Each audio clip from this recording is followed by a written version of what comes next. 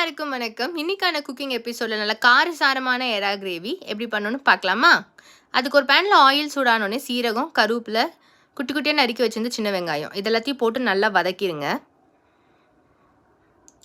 வெங்காயம் நல்லா டிரான்ஸ்பரண்ட் ஆனதுக்கப்புறம் இஞ்சி பூண்டு பேஸ்ட் போட்டுட்டு அதையும் நல்லா வதக்கிடுங்க.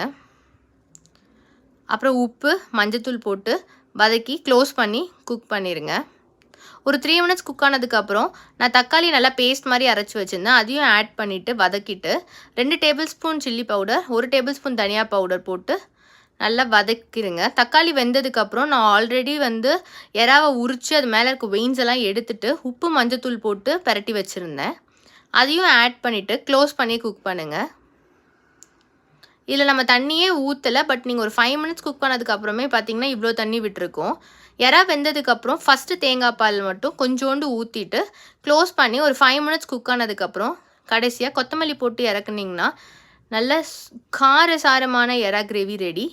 இதை கண்டிப்பாக ட்ரை பண்ணி பார்த்துட்டு எப்படி இருக்குன்னு கமெண்ட்டில் சொல்லுங்கள். இந்த மாதிரி மோர் வீடியோஸ்க்கு சப்ஸ்கிரைப் பண்ணிக்கோங்க. தேங்க்யூ, பாய்.